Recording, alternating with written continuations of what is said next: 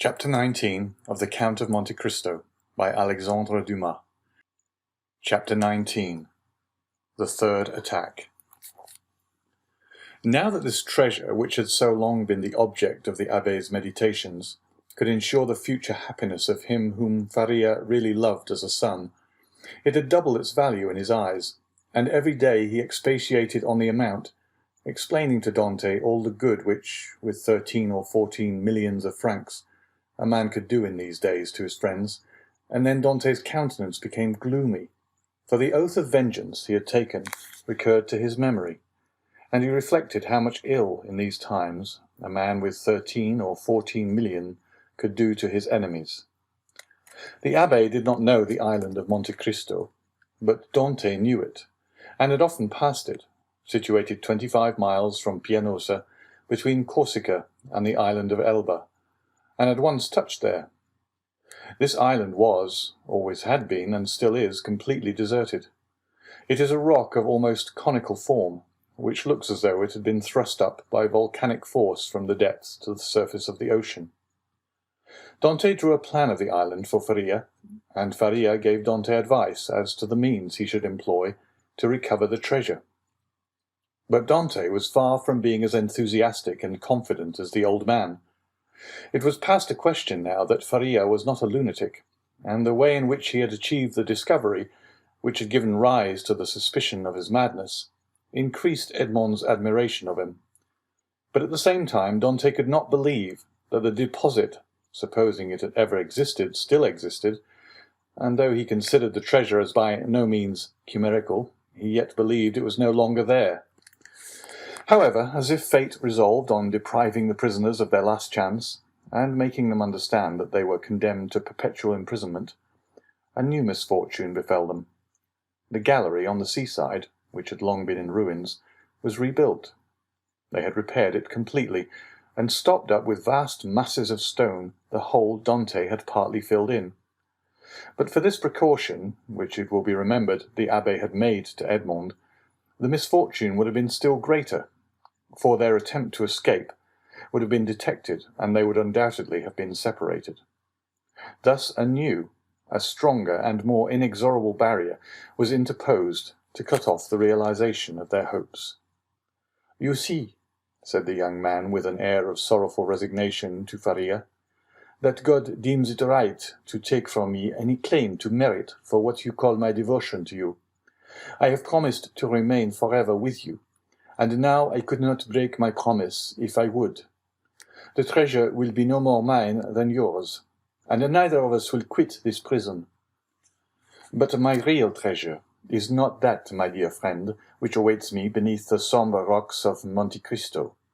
It is your presence, our living together 5 or 6 hours a day, in spite of our jailers.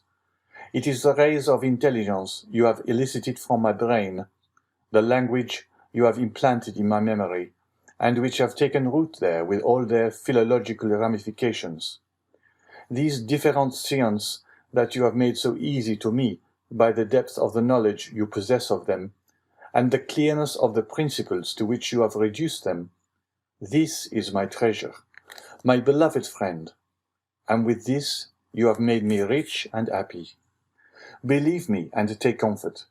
This is better for me than tons of gold and cases of diamonds, even were they not as problematical as the clouds we see in the morning floating over the sea, which we take for terra firma, and which evaporate and vanish as we draw near to them. To have you as long as possible near me, to hear your eloquent speech, which embellishes my mind, strengthens my soul, and makes my whole frame capable of great and terrible things, if I should ever be free, so fills my whole existence, that the despair to which I was just on the point of yielding when I knew you has no longer any hold over me. And this is my fortune, not chimerical, but actual. I owe you my real good, my present happiness, and all the sovereigns of the earth, even Caesar Borgia himself, could not deprive me of this." Thus, if not actually happy, yet the days these two unfortunates passed together went quickly. Faria, who for so long a time had kept silence as to the treasure, now perpetually talked of it. As he had prophesied would be the case, he remained paralyzed in the right arm and the left leg, and had given up all hope of ever enjoying it himself. But he was continually thinking over some means of escape for his young companion, and anticipating the pleasure he would enjoy. For fear the letter might be some day lost or stolen, he compelled Dante to learn it by heart, and Dante knew it from the first to the last word. Then he destroyed the second portion, assured that if the first were seized, no one would be able to discover its real meaning. Whole hours passed while Faria was giving instructions to Dante, instructions which were to serve him when he was at liberty. Then, once free from the day and hour and moment when he was so, he could have but only one thought, which was to gain Monte Cristo by some means, and remain there alone under some pretext which would arouse no suspicions, and once there, to endeavour to find the wonderful caverns, and search in the appointed spot, be it remembered, being the farthest angle in the second opening. In the meanwhile the hours passed, if not rapidly, at least tolerably.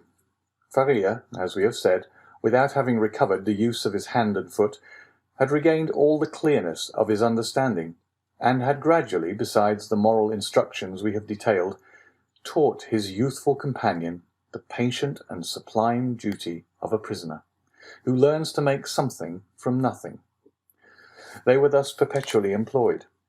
Faria, that he might not see himself grow old; Dante, for fear of recalling the almost extinct past, which now only floated in his memory like a distant light wandering in the night.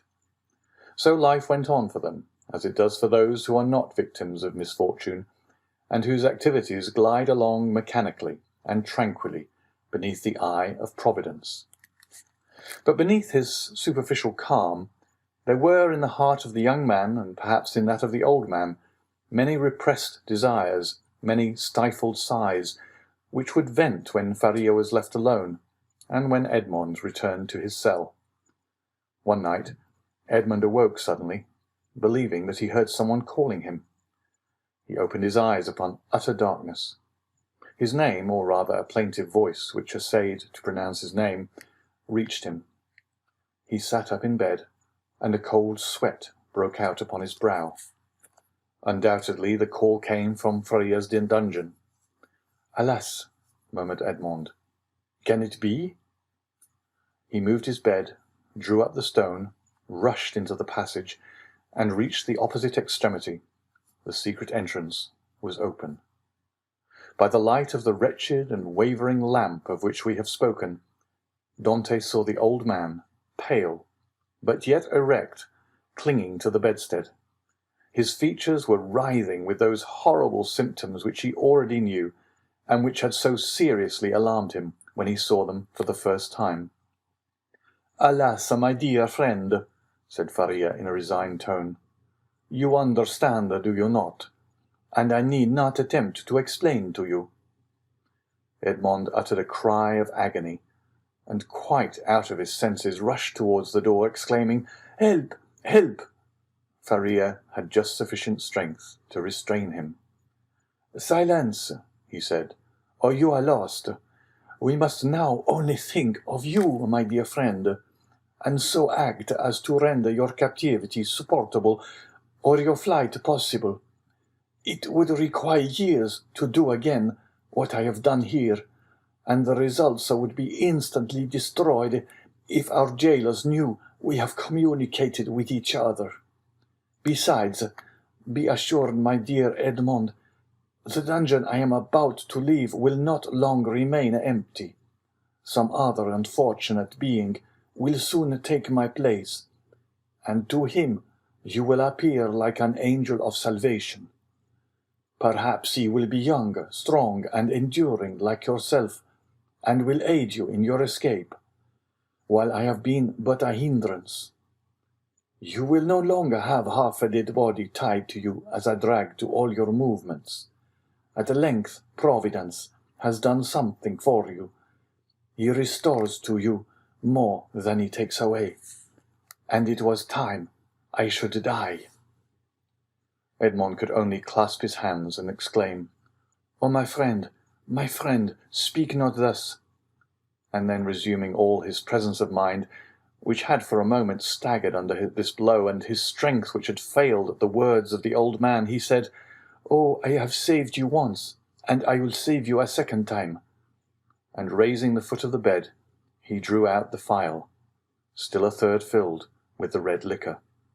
"See," he exclaimed, "there remains still some of the magic draught. Quick, quick, tell me what I must do this time. Are there any fresh instructions? Speak, my friend, I listen." "There is not a hope," replied Faria, shaking his head. "But no matter.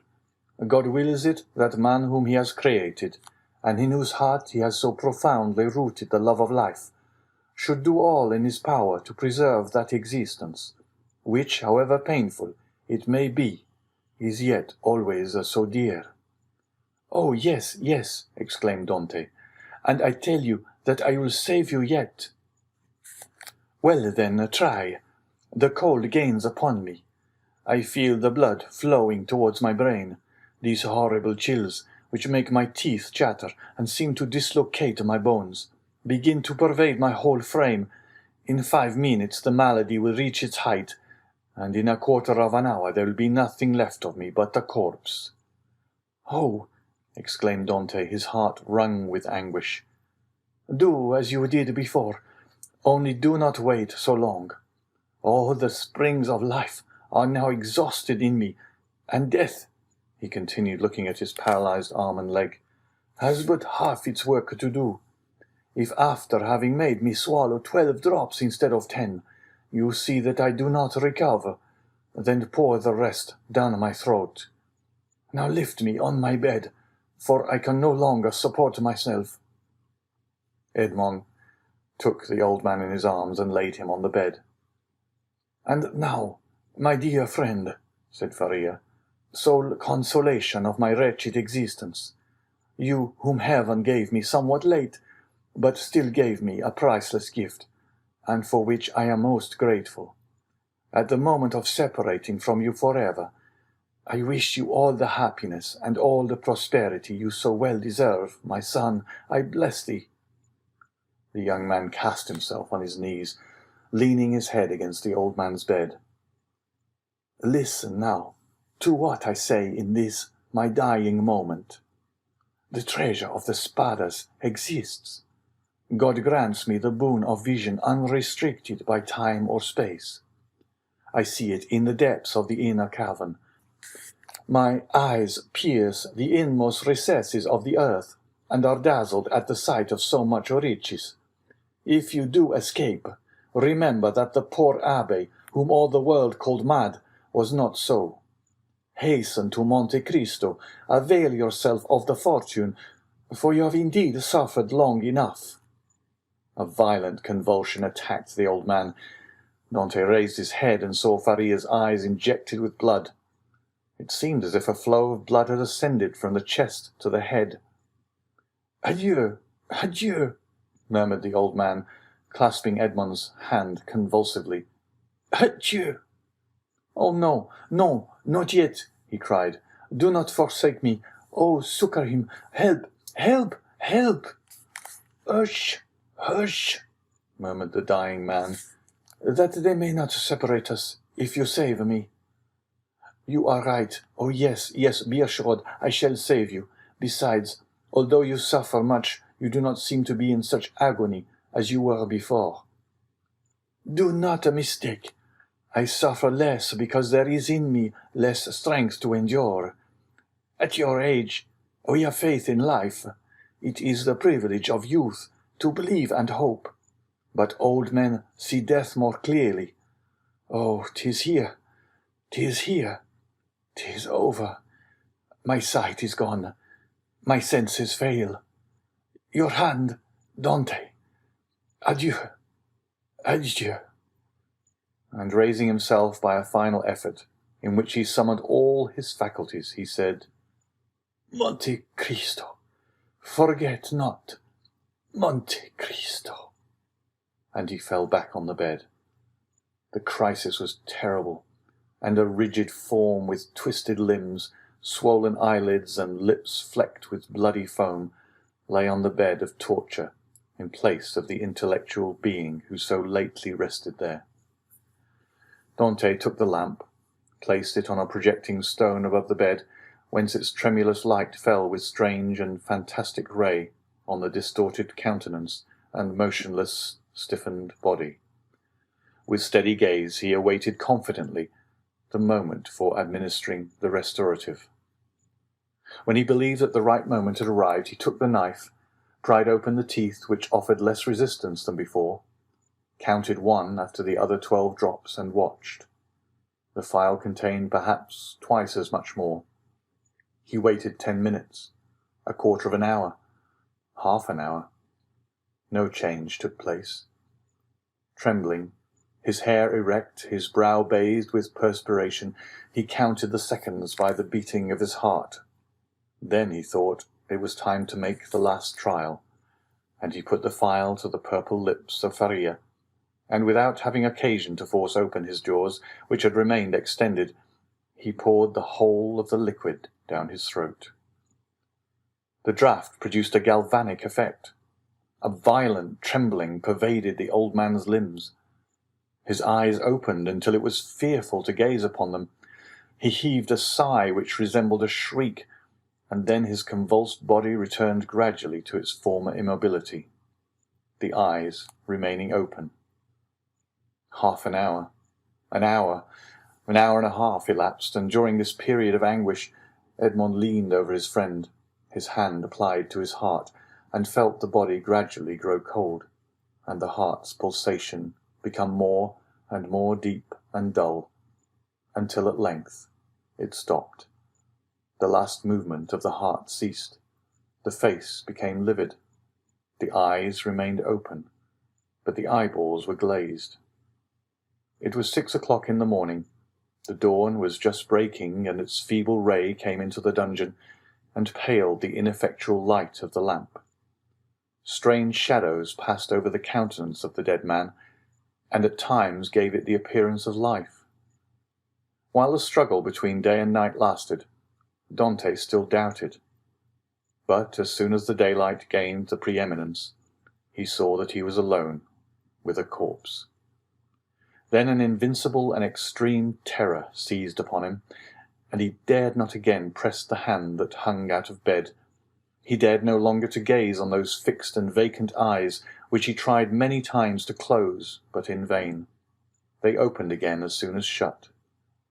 He extinguished the lamp carefully, concealed it, and then went away, closing as well as he could the entrance to the secret passage by the large stone as he descended. It was time, for the jailer was coming. On this occasion he began his rounds at Dante's cell, and on leaving him he went on to Faria's dungeon, taking thither breakfast and some linen. Nothing betokened that the man knew anything of what had occurred. He went on his way. Dante was then seized with an indescribable desire to know what was going on in the dungeon of his unfortunate friend. He therefore returned by the subterraneous gallery, and arrived in time to hear the exclamations of the turnkey, who called out for help. Other turnkeys came, and then was heard the regular tramp of soldiers. Last of all came the governor. Edmond heard the creaking of the bed as they moved the corpse, heard the voice of the governor, who asked them to throw water on the dead man's face, and seeing that in spite of this application the prisoner did not recover, they sent for the doctor. The governor then went out, and words of pity fell on Dante's listening ears, mingled with brutal laughter. "Well, well," said one, "the madman has gone to look after his treasure. Good journey to him, ha ha! With all his millions, he will not have enough to pay for his shroud," said another. "Oh," added a third voice, "the shrouds of the Chateau d'If are not dear." "Perhaps," said one of the previous speakers. "As he was a churchman, they may go to some expense in his behalf. They may give him the honours of the sack." Edmond did not lose a word, but comprehended very little of what was said. The voices soon ceased, and it seemed to him as if every one had left the cell. Still, he dared not enter, as they might have left some turnkey to watch the dead. He remained therefore mute and motionless, hardly venturing to breathe. At the end of an hour he heard a faint noise which increased. It was the governor who returned, followed by the doctor and other attendants. There was a moment's silence. It was evident that the doctor was examining the dead body. The inquiries soon commenced. The doctor analysed the symptoms of the malady to which the prisoner had succumbed, and declared that he was dead. Questions and answers followed in a nonchalant manner that made Dante indignant, for he felt that all the world should have for the poor abbé a love and respect equal to his own. "I am very sorry for what you tell me," said the governor, replying to the assurance of the doctor, "that the old man is really dead, for he was a quiet, inoffensive prisoner, happy in his folly, and required no watching." "Oh," added the turnkey, "there was no occasion for watching him. He would have stayed here 50 years, I'll answer for it, without any attempt to escape." "Still," said the governor, "I believe it will be requisite, notwithstanding your certainty, and not that I doubt your science, but in discharge of my official duty, that we should be perfectly assured that the prisoner is dead." There was a moment of complete silence, during which Dante, still listening, knew that the doctor was examining the corpse a second time. "You may make your mind easy," said the doctor. "He is dead. I will answer for that." "You know, sir," said the governor, persisting, "that we are not content in such cases as this with such a simple examination. In spite of all appearances, be so kind, therefore, as to finish your duty by fulfilling the formalities described by law." "Let the irons be heated," said the doctor. "But really it is a useless precaution." This order to heat the irons made Dante shudder. He heard hasty steps, the creaking of a door, people going and coming, and some minutes afterwards a turnkey entered, saying, "Here is the brazier, lighted." There was a moment's silence, and then was heard the crackling of burning flesh, of which the peculiar and nauseous smell penetrated even behind the wall where Dante was listening in horror. The perspiration poured forth upon the young man's brow, and he felt as if he should faint. "You see, sir, he is really dead," said the doctor. "This burn in the heel is decisive. The poor fool is cured of his folly and delivered from his captivity." "Wasn't his name Faria?" inquired one of the officers who accompanied the governor. "Yes, sir, and as he said, it was an ancient name. He was, too, very learned and rational enough on all points which did not relate to his treasure, but on that, indeed, he was intractable. It is the sort of malady which we call monomania," said the doctor. "You had never anything to complain of?" said the governor to the jailer, who had charge of the abbé. "Never, sir," replied the jailer. "Never, on the contrary, he seemed to amuse me very much by telling me stories. One day, too, when my wife was ill, he gave me a prescription which cured her." "Aha," said the doctor. "I did not know that I had a rival, but I hope, governor, that you will show him all proper respect." "Yes, yes, make your mind easy. He shall be decently interred in the newest sack we can find. Will that satisfy you?" "Must this last formality take place in your presence, sir?" inquired a turnkey. "Certainly, but make haste. I cannot stay here all day." Other footsteps going and coming were now heard, and a moment afterwards a noise of rustling canvas reached Dante's ears. The bed creaked, and the heavy footfall of a man who lifts a weight sounded on the floor. Then the bed again creaked under the weight deposited upon it. "This evening," said the governor. "Will there be any mass?" asked one of the attendants. "That is impossible," replied the governor. "The chaplain of the chateau came to me yesterday to beg for leave of absence, in order to take a trip to Hyères for a week. I told him I would attend to the prisoners in his absence. If the poor abbé had not been in such a hurry, he might have had his requiem." "Pooh, pooh," said the doctor, with the impiety usual in persons of his profession. "He is a churchman. God will respect his profession, and not give the devil the wicked delight of sending him a priest." A shout of laughter followed this brutal jest. Meanwhile, the operation of putting the body in the sack was going on. "This evening," said the governor, when the task was ended. "At what hour?" inquired a turnkey. "Why, about 10 or 11 o'clock." "Shall we watch by the corpse?" "Of what use would it be? Shut the dungeon as if you were alive, that is all." Then the steps retreated, and the voices died away in the distance.